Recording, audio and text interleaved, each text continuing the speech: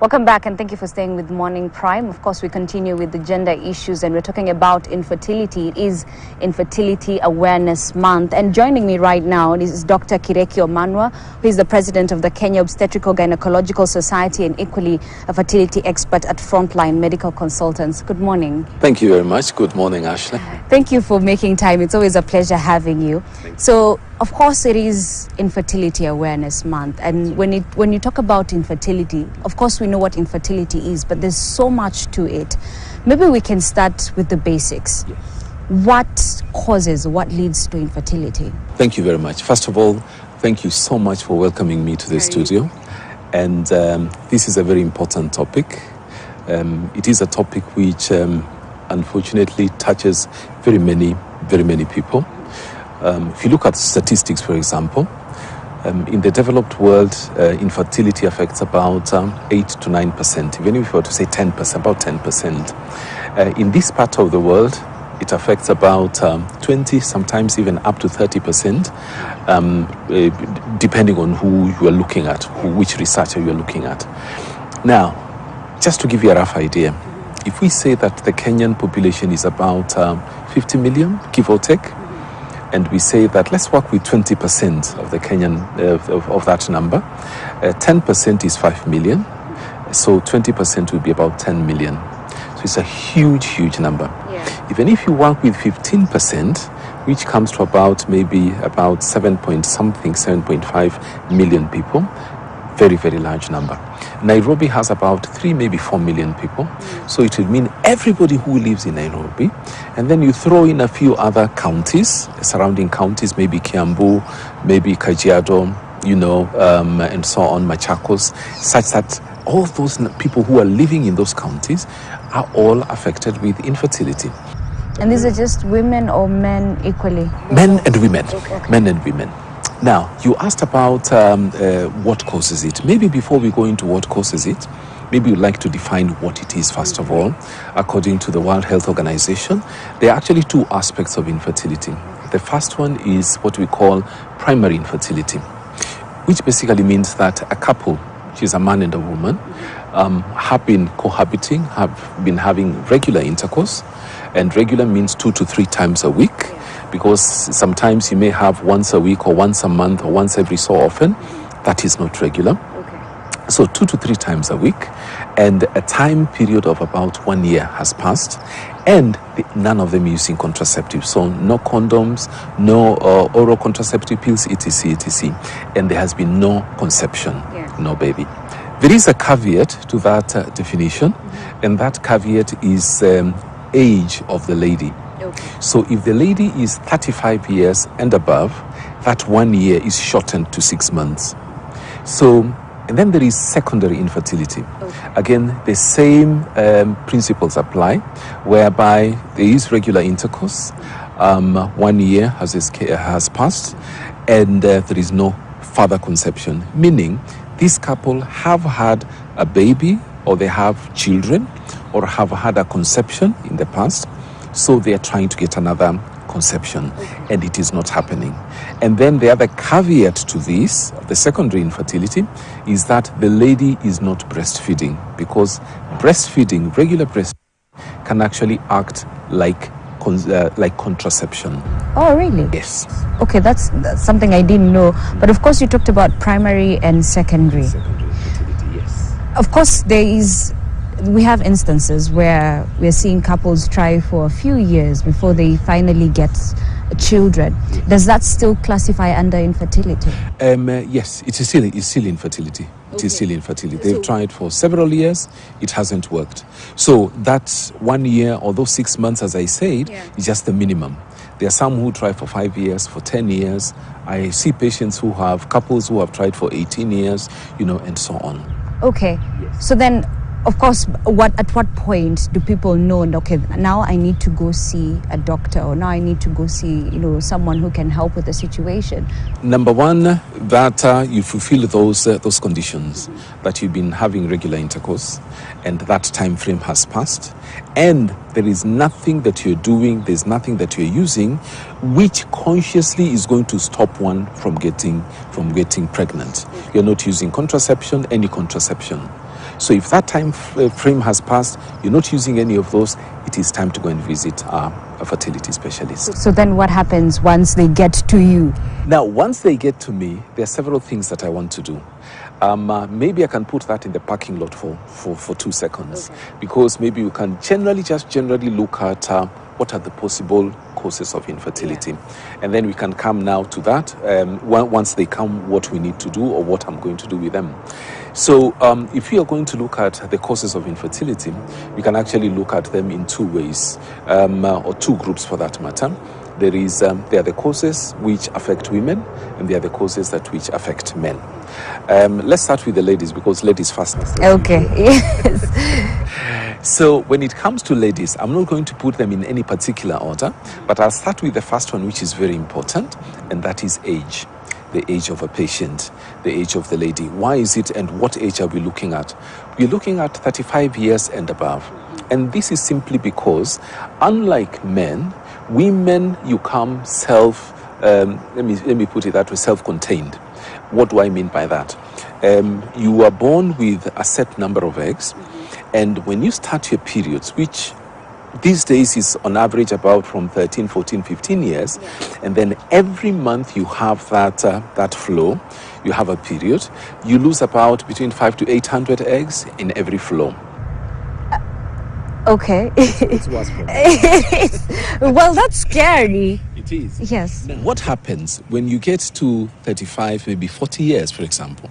You have been having these periods every month, and every month you've been losing, let's work with 800 eggs on average. So you start your periods at 13. By the time you get to 35, you are 22 years of having periods, and you're not pregnant. So imagine 800 eggs per month, multiplied by 1 year, multiplied by 22 years. So you find that number of eggs that you are born with has actually done what? Has actually diminished. So the ovarian reserve has actually reduced. And that is one of the biggest problems that we are having when it comes to age.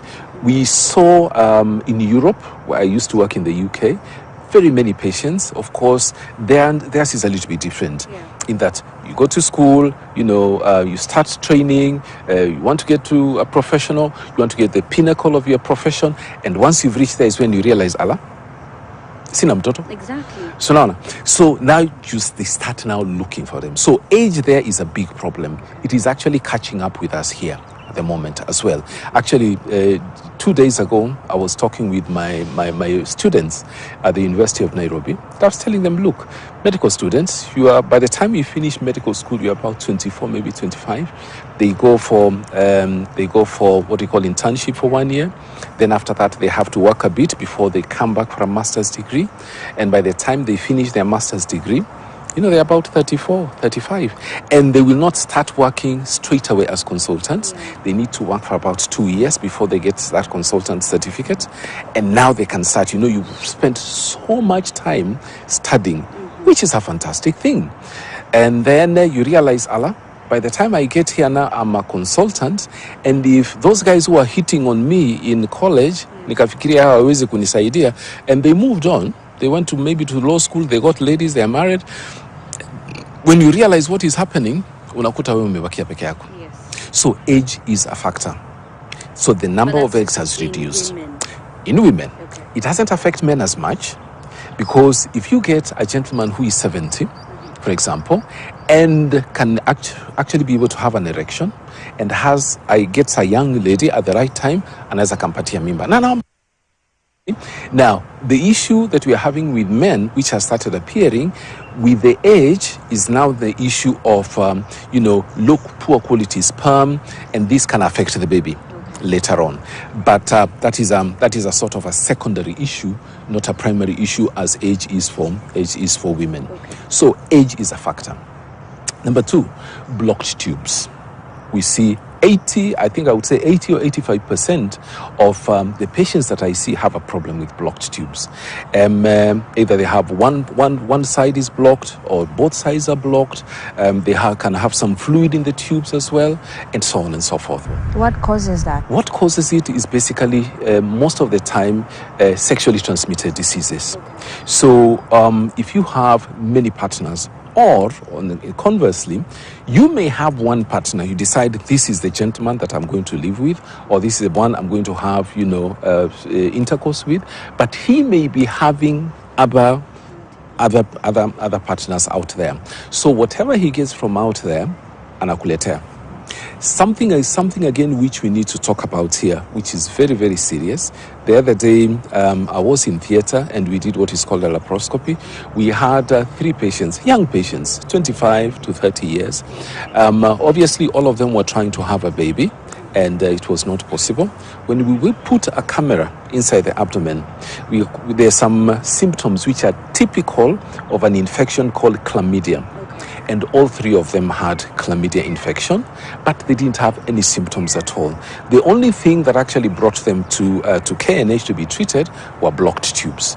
So chlamydia is a big problem, and the worst thing is that there are no symptoms. There's no pain, you don't feel anything, but again, it's sexually transmitted. Other things that can cause blocked tubes are, for example, gonorrhea, and also syphilis. This used to be very, very common. They are less common these days, but they are still there. So sexually transmitted diseases. You have to talk about HIV, which is also a big, big burden in this part of the world. And not to forget about things like human papillomavirus, HPV as well, and so on and so. There are herpes as well, and etc., etc. So these are some of the things that women have a challenge with when it comes to infertility. The other thing is fibroids. And fibroids is basically a growth or growths on the womb. Now, these growths can be outside the womb, they can be in the muscle of the womb, or they can be inside what you call the endometrium or the cavity of the womb where the baby normally grows. The bigger challenge is where the location.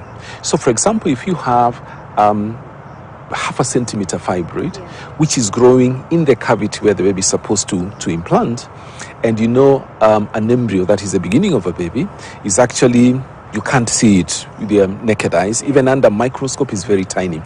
We have been created in a fantastic way. I think I should take you one day to the lab so that you can see how. Yes, I would really love to.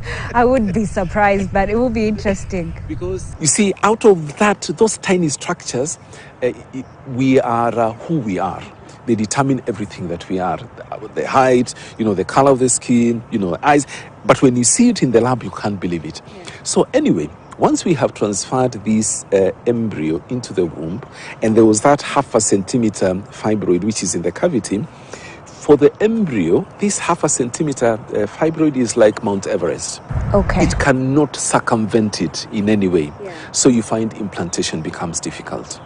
So fibroids. Sometimes you have women who have very big fibroids. 40 to 60% of ladies of African origin will have fibroids, a fibroid or fibroids in their reproductive period. A colleague of mine wrote a paper, and the title was, "Mine is 140, what is yours?" So basically what he was saying is that he had removed 140 fibroids from a patient. 140? 140. And what causes these fibroids, if I may ask? Fibroids are basically a growth from the smooth muscle, what you call the smooth muscle of the womb. And what causes them is basically they feed on a hormone, the female hormone, which makes women be women, that is estrogen. So that is what feeds them. But now the question is, do African women or women of African origin either have a high level of estrogen, or the receptors, what you call receptors where these hormones work, are they very many in the womb in African women? That one we are not very clear about. All right, so that can be a challenge. So fibroids can be a problem. So age, talked about blocked tubes, talked about fibroids. We have something called endometriosis. Endometriosis is also a big, big issue, an enigmatic disease. I think one of your colleagues wrote something about it in the newspaper not too long ago. And about 15% of the women who come because of infertility, especially younger women. A colleague of mine had a very interesting case of a young lady, 16, maybe 17 years, who had serious endometriosis, and she would bleed from the hand during the periods. She would bleed, in the joints. from the ears, something which is unprecedented and not very common. So endometriosis is a problem. We also have a problem with what is called polycystic ovaries, what we call polycystic ovarian syndrome. Now, this again affects about 10 to about 15% of the young ladies who come to see specialists. The problem here again is a syndrome, where it's a syndrome that not all the patients who are affected will have the same symptoms. Some will have some of these symptoms and will not have others. But one of the very common symptom is irregular periods. The periods are very irregular, may skip maybe 60 days, they may skip even for a year. I had a patient who would have a period every 2 years, for example. I want to say they're lucky, but equally they're not. I know. Yeah, but you see, I mean, they don't have a period, but very difficult for them to get pregnant because you can't plan when you don't have a period like that. Apart from that, they have other issues. They have other issues with bloating. They have issues with sugar levels. They have issues with low libido, etc.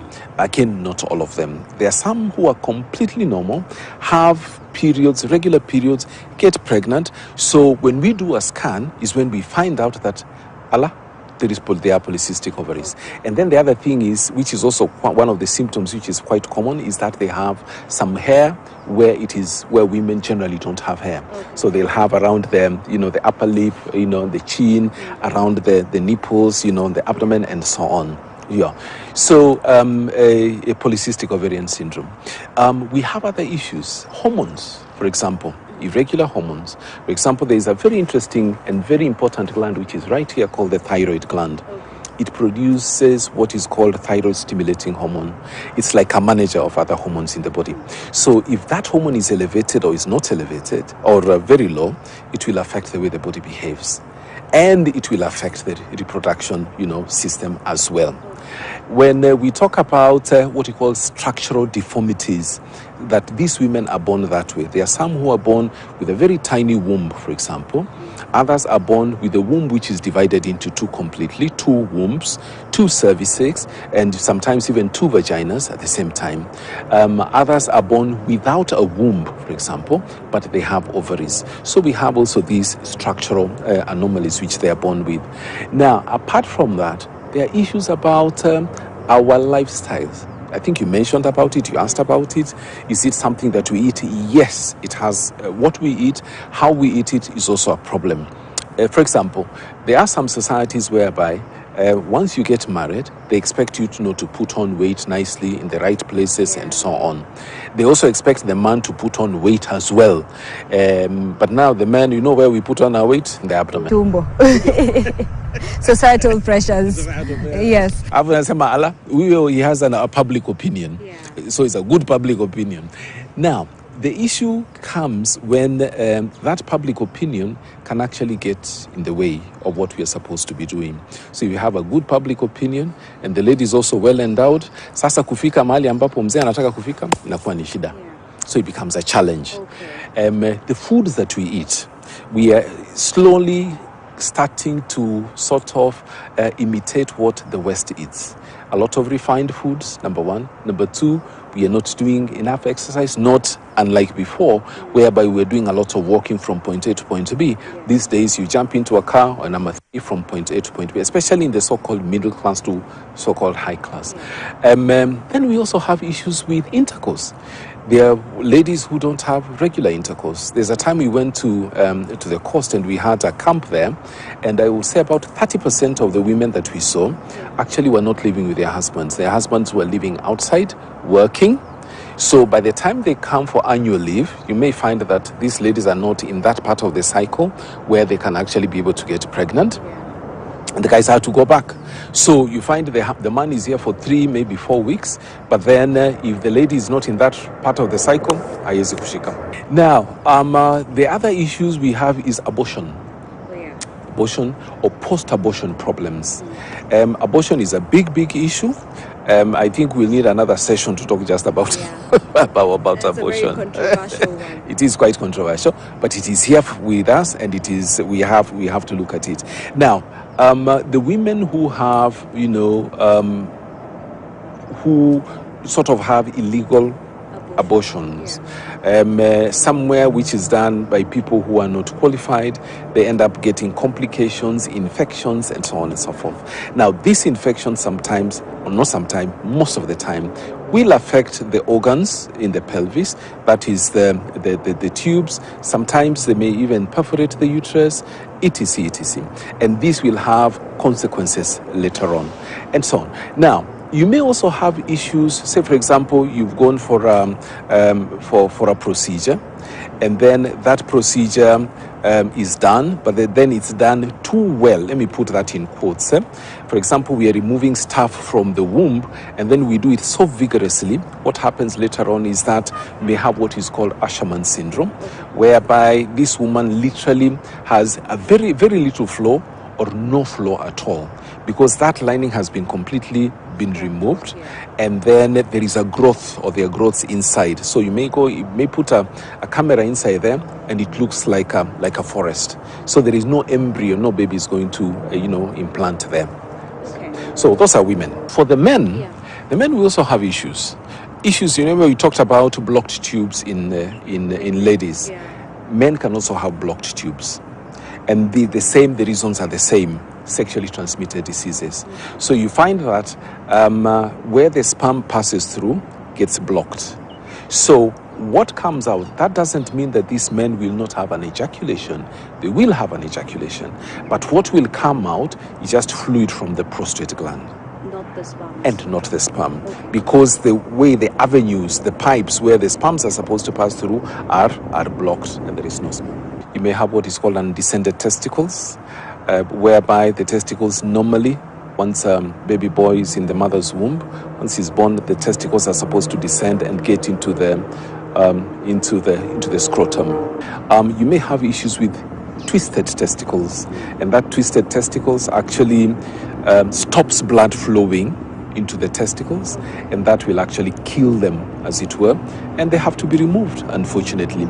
So what happens when, for example, there's no flow of blood and they need to be removed? Because I think that's what you say. Yes, if the testicles are twisted and there's no flow of blood to the testicles, unfortunately they die. Okay. And if they die, they have to be removed, unfortunately. Can they be replaced?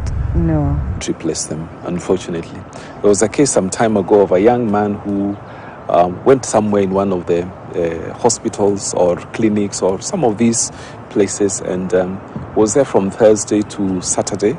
Went there with both twisted testicles. Unfortunately, whoever saw that young man was not a doctor, because they kept him there for 3 days. And by the time that young man was brought to KNH, my urologist colleagues unfortunately had to remove both the testicles because they were what you call gangrenous. They had died, and then they had sort of got infected, so they had to be removed. You can also have hormone issues in men. For example, there's a hormone called FSH, follicle stimulating hormone, another one called LH. They have to work in tandem, plus testosterone and so on, so that there is production of sperm. So if you have the FSH is elevated, the LH is also elevated, most of the time what happens is that there is no production of sperm at all. So there is a disease called cystic fibrosis, and it's a genetic disease. Fortunately, it doesn't occur a lot in this part of the world. It affects quite a large population of people of Jewish origin, because I think of the intermarriage and passing on, their genes to their that gene to their children. And in this disease, where we have organs which have, let me call them pipes. For example, you have a windpipe, and you have those pipes that pass, pass sperm and so on. They produce an extra amount of thick mucus, and this stops them from working the way they're supposed to be working. Okay. So in such a case, production of sperm is not there as well. You have issues with tumors, for example. growths. There can be growths in the brain, in the spinal cord and so on. Accidents as well, accidents whereby somebody is paralyzed and cannot be able to, to ejaculate and so on and so forth. Let's not talk about smoking, for example. Smoking is a big problem. Cigarette smoke has about 2,000 to 3,000 chemicals, and some of those actually go and affect the production of sperm. The other thing is consumption of alcohol.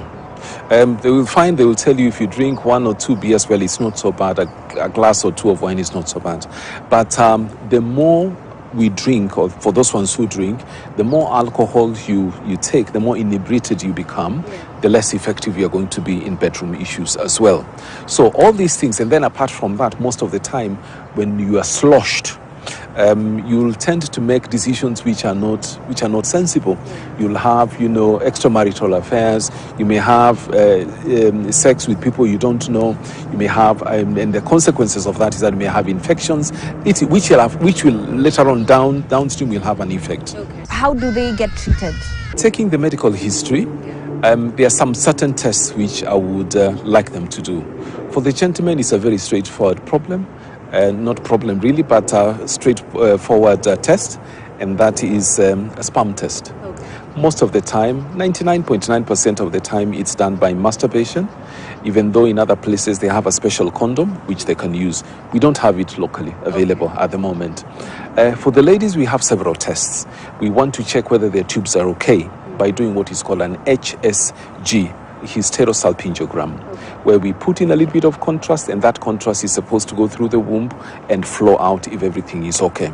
And they have, X-ray pictures taken. Okay. And we can actually now look at those pictures and see whether there's a problem, whether there's a blockage, etc. We need to do a hormone test for them. And which hormones are we looking at? We're looking at what we call AMH, which tells us about their ovarian reserve. Okay. We look at what is called TSH. You remember I mentioned the thyroid gland, and then what is called prolactin. Those are very basic. If there is a need, we can do some other tests. We also need to do a scan, and here what I normally do is a transvaginal scan, whereby I want to look at the ovaries and I also want to look at the womb. I want to look at the ovaries because there is something called AFC, antral follicle count, so I can have an idea about the fertility of this lady. The higher the antral follicle count, the higher the ovarian reserve, and the higher the chances of her to get pregnant. When you talk about infertility in general and everything that you've talked about, there's so much that even I didn't know that I'm learning now. How best, even going forward and creating awareness, especially for this month, how best can we get that message across to Kenyans that, it's fine to have infertility issues. It's normal, not for people to take it as, I've been cast or, coming from an African culture and everything. So you brought out a very interesting aspect of infertility, and that is the sociological aspect of infertility, how we relate in our society, wherever we come from, our different tribes, our different beliefs, traditions about infertility, umerogwa, mama mkwe amekufunga, sijui nini, and so on and so forth. These are things which are myths. Myths kwamba umefungwa mahali, it is not true. And then the other thing is that what we don't understand, we actually sort of put it to neurogi. Yes. Something which cannot handle. So tuyeke huko, and that's it. Because essentially we are able to diagnose practically everything about infertility. That is one thing. The stigma that comes with it, you mentioned that stigma. There are different names, different titles from our different, societies where we come from. The Luos call the women luer or something like that. Yeah. Watu wa coast wanaita ni mtasa, mwanamke tasa ama mgumba. The Kisis call them riteba, and so on and so forth. And it is a title, when you are given, it's sort of, you are not part of us because you don't have a child. And then the other thing is that the way we have been socialized also comes in. Ashley, if you have a baby, utaitwa mama fulani. So when you go out to your colleagues, your friends, wanasema enda uambie mama fulani kwamba 1, 2, 3. Enda uniambie. So what happens when you don't have that baby? The men is also the same thing. Baba fulani, baba so and so.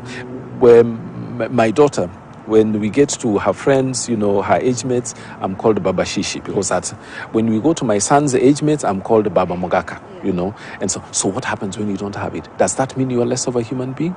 Does that mean that you are not, capable of doing other things in society? No, we are capable of doing that. And I think that is what affects especially men. And men, we don't talk about our problems. We'll talk about politics, we talk about football, whether it is Chelsea or Man City or Arsenal or whatever it is. We talk about finance, we talk about whether it is Azimio or whether it is UDA or whatever it is. But personal issues where I can get help, never. I think we need to talk about, you asked about what can we do so that we bring out this awareness. Actually, I'm very grateful for you to invite me to the studio to talk about this, because it's a big problem. You have a wide, reach with the TV station. So talking about this is one of the things. Ladies, convince your men to come with you to actually to the doctor. There's a lot of information out there in the internet, which is easily accessible. The only problem is that some of that information may not be very accurate, because it's written by all and sundry. So sometimes it may not be exactly what you need. So if they get that information, they can actually come and say, look, this is what I read. Is it really what it is, or is there something else? The other avenues which can be used, for example, churches. Most of us attend church, whether it is Saturday, Sunday, or even Friday for the Muslims. These are places, avenues which can be used so that they can be this information can be availed. Apart from that, COGS, that is the Kenyan Obstetrical and Gynecological Society, from where I see it as the president, we are doing quite a bit. For example, we are doing what we are doing today. In June, we have planned quite a number of activities on the radio as well. We are going to write some articles in the newspapers as well, such that we try and reach all and sundry, such that they know that if there is such a problem, don't die with it. Don't sit with it. Bring it out. There is help. Thank you very much, Dr. Kirekio Manwa, President of COGS, and of course, the fertility expert at Frontline Medical Consultants. And I hope you've learned a thing or two, and you can pass the message to your friends, your family, and anyone who needs it. Thank you for watching Morning Prime. I'm Ashley Mazuri.